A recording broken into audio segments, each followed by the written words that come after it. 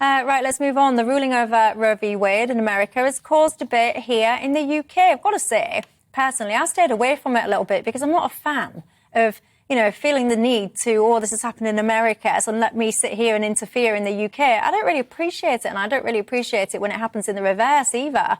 But today, I've kind of strayed from that because the Tory MP, Danny Kruger, has raised the matter in Parliament here yesterday. That women have an absolute right to bodily autonomy in this matter, whereas I think in the case of abortion, that right is qualified by the fact that another body is involved. But we can disagree on that question. That's the purpose. We disagree on that question, and I offer to members who are trying to talk me down that this is a proper topic for political debate.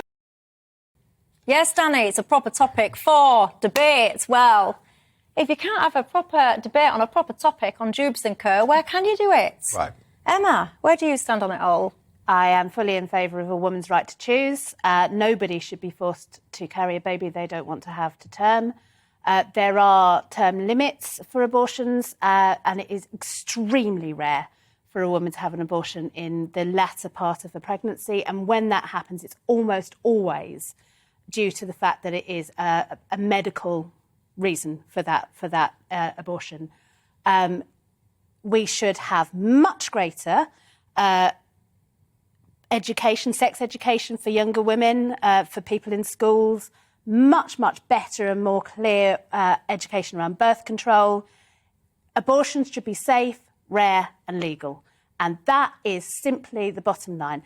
And the truth is, and we all know this is the truth, you make abortion illegal, you don't stop abortion, you kill women. Daniel says no, it's not true. What's not true, Daniel? Well, first of all, I'm glad Emma put it the way she did, because she's agreeing that women don't have bodily autonomy in the sense in which, they have the absolute right to do whatever they want. And it's true of men as well. Men and women don't have bodily autonomy in this country. And the law takes an interest. And she said there are term limits, and presumably she agrees those term limits should be observed. Yeah, absolutely. Exactly. I'm not denying that. So those are legal limitations put on abortions that Emma accepts. And I thought she was going to say she was in favour of bodily autonomy, but she's accepting a position that I would say, which is bodily autonomy doesn't exist. And the assertion to say that there is a right, whether it's a woman or a man, to bodily autonomy is pure assertion. There's no argument behind it whatsoever, and there's no legal basis for it. And what Danny Kruger on top of that is saying, that in this case, in the case of abortion specifically, it's not just that you don't have bodily autonomy, but there is another life involved. And that is true as well. And there has to be some weight given to that, You can't just blank it out totally. That's all. Well, I disagree. I think that we don't have bodily autonomy, but we should. Because it seems to me that autonomy is not something you can have on Monday and Tuesday, but not on Wednesday and Thursday. And the minute you have a selective approach towards bodily autonomy, man or woman, then what you're doing is essentially interfering in people's private decision-making.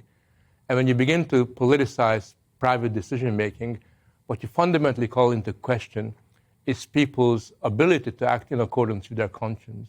Now, I take the freedom of conscience to be the most foundational freedom that we have in an enlightened society. And we understand that when you begin to politicize people's private decision-making, what you're doing is you're moving towards a kind of soft totalitarianism.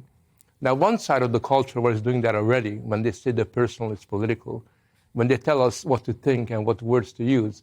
Now, the other side is saying that we think that women are either too stupid or too irresponsible or are not able to make the choices that is in accordance with their own inclination, their own circumstances.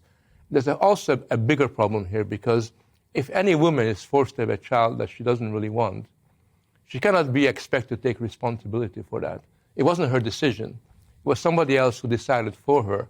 And there's nothing worse, from my experience, than having children in a circumstance where those kids are not really wanted. Let me just clarify. Frank seems to be suggesting that it wasn't the woman's decision. That would be true if the woman had been raped or coerced into conceiving the child. I understand that. But he seems to be saying that applies even to a woman who decided to become pregnant and then changes her mind. Is that what he's saying? Absolutely, absolutely. I know women, who have this great loving relationship, and then they discover that the man they've been in love with has died. Or they discover... And then there's the question of the fact that you have another life involved. If we're going to talk about bodily autonomy... But just 2 seconds, can I just clarify what you're saying? So are you saying, Frank, that you believe in entire bodily autonomy to the point where a woman can abort a child at any point in the pregnancy? And for any reason? Well, the point is that, as you all know, 98% of abortions, 99% of abortions are taken at a very early point in a woman's pregnancy. No, but I'm not talking about that. I'm asking you about your... Never mind statistically who does what where. Is your position that if a woman wants an abortion at any point of her pregnancy, so up until 40-odd weeks, whatever, for pretty much any reason, then that's her right? I do believe that autonomy is autonomy, and once we begin to put conditions on it, we lose... So yes, or, absolutely. Sorry to press you. Absolutely, yes. So you think, so for example, I get pregnant, I find out that my fella has been cheating on me, he's a bit of a wrong-un, I'm 38 weeks pregnant, and I think to myself, I don't want his kid. In fact, actually, I want to hurt him. He's hurt me by cheating on me. I want to get my own back, so I'm going to abort his child at 38 weeks. You'd be in favour of that dynamic? Because I trust women. Women are responsible individuals. But what about the right of the child? Well, it seems to me that there are two issues in conflict with each other. There's a woman who's carrying that child, who's developed her conscience, her responsible sense of responsibility. And it's not a child that she's carrying, because the child is someone that's born after pregnancy. There's first a fetus, and then there's... That's a definitional matter. Well, are you saying that an embryo is the same as a child? What I'm saying is that at a certain point, and the point gets earlier all the time, the child is perfectly viable outside the womb, and you can have these definitional arguments. I'm happy. I'm not having I'm having a moral argument. Why do we always talk about women's bodily autonomy? Here's a suggestion. This is a debate programme. Let's debate tonight. Daniel, let me finish, please. Let's debate a new idea. If we want to stop abortion, how about compulsory vasectomies for every man under the age of 40? That's taking away bodily autonomy and stopping abortion. That's a similar idea, isn't it? That would also take away voluntary pregnancy, wouldn't it? No, because they're reversible. Contraception fails all the time. Vasectomy reversible? Yeah, absolutely. Oh, right. Well, I mean, I didn't even know that. But you're taking away... Well, I'm sure an abortion hurts too, but, you know, bodily autonomy. You're taking away the opportunity for people to have children voluntarily. Is that what... No, I'm not. It's perfectly reversible. Say that they're up for that. It's a way of stopping abortion. That's what you want, isn't it? No. There are... Why does men's bodily autonomy matter more than women's? There's something very odd about this, isn't there? Because most political arguments are about choosing between things that people think are good. So we just had one. Some people say, I mean, your viewers wrote in, spend more on defence, because defence is good. And others would say, no, you should spend more on the NHS, because the NHS is good, and that's what I... So we have those arguments. Absolutely. Here we have an argument where actually nobody is willing to say that abortion is good. Nobody is saying, let's have a target of having more abortions because they're so great, we want more of them. No, you missed the argument. Everyone accepts. Let's have more wanted pregnancies. Every abortion... Let's have fewer poor children. Let's have fewer unwanted children. That's a good thing. That's a great thing. It's a tragedy for the mother, the child, and for other people involved. It's not always a tragedy. Well. Sometimes it's and not. Nobody thinks you should have targets for having more. So you're in a very strange position. I think there should be targets for having fewer unwanted pregnancies. Absolutely. Nobody wants. Right, hang on, Frank, come on. Yeah, abortion. There's nothing good about abortion, but there's everything that's good about the right to make choices about your life.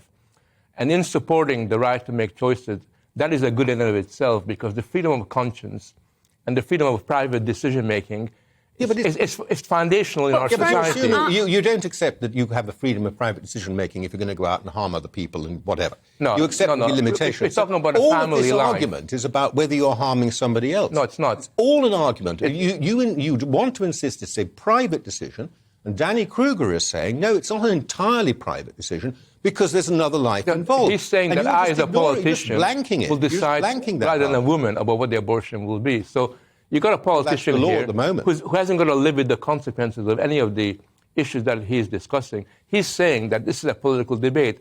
We've got to depoliticize abortion. It shouldn't be a political discussion. You can only depoliticize by changing the law. I think he means the term limits. And I'm actually quite astonished that you think, because you said something like, it's a fetus, basically, until it's born.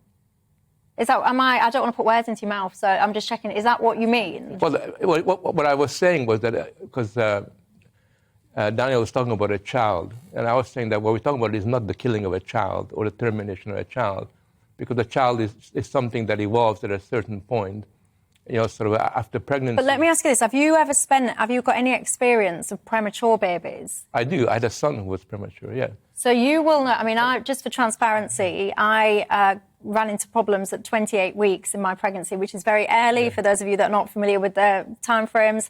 And my little boy was born very prematurely, and I spent a long time in what's called a NICU, a neonatal intensive care unit. And I encountered babies that were as young as 23 weeks that can go on and live.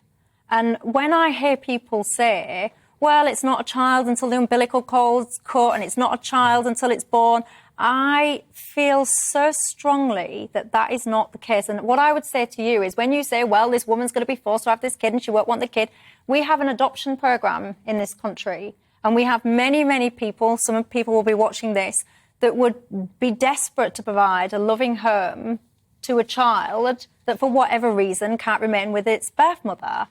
But I know a lot of women who have given up their children for adoption, who are actually morally destroyed by that particular event. They never forget that child that they had to give up. It may be okay for the person who's doing the adopting, but for that woman to have been forced into a situation where she gave pregnancy to a child she did not want, and then having to give it up, is almost like a double blow. There are lots of women who regret having had an abortion. But the point is, we go back to what the point is, it's choice. People make choices and they have to live with the consequences of those choices. And I would argue that in a civilized society, we trust our people to make the right kind of choices. Sometimes they make silly choices, but unless we presume in favor of choice making, then but we who run protects the child in all of this? Because Emma, I am almost out of time, which is a real shame because I really could spend a lot more on this, and I want to give the last word to you. But some of the things that I'm uncomfortable with in this country, we have legal limits, term limits. So, but in this country, for example, you can abort a child right up until pretty much the due date if it's got a condition, cleft palate, cleft lip, club foot. Now, I don't know the people's familiarity with some of these conditions, but I personally think that is appalling because I look at these conditions and these are fixable, manageable conditions to kill a child. And this is where many people disagree on this conversation, because what is a child and what is not a child? To me, having seen a very premature child and children, plural, I do regard termination of, to me, what is a child, at stages like 24 plus weeks for whatever reason, except really extreme scenarios. If the mum's about to die or the child, whatever, if there's an extreme scenario, that's different. But for things like when we start talking about club foot, cleft lip, cleft palate, they're not reasons to kill a child up to the due date. I don't know the stats, and I'd love to see them. I imagine that's exceptionally rare. But I talk about I think the question is, yes, there are term limits, and that is probably right. And if abortion is to be legal, Daniel is right on one thing, which is that we have to have laws that say how abortion is done in the same way as any other medical procedure is regulated. And if we're going to have abortion as a medical procedure, then there has to be regulation. Regulation is ultimately part of a democratic system. Yeah. So that has to happen in that way. And those very, very broad terms are set by politicians, but they should be set by politicians not based on emotive language and blackmail of women, but on what the people who are the medical experts say is the right course forward that works for primarily mothers or women, because those are the people who the burden is on. And that has to be the primary source. And if you don't want them to be the primary source, then invest a lot more money in sex education and pregnancy prevention, because that's how you stop abortion. See, this debate could rumble on and on and on, but only for time reasons. I have to draw it to a close. And I have to say it's nice to be able to have a respectful debate on what can be, for many people at least, quite an emotional subject. So that's what we need more of in this society, I think, more respectful debate on important matters rather than this constant falling out.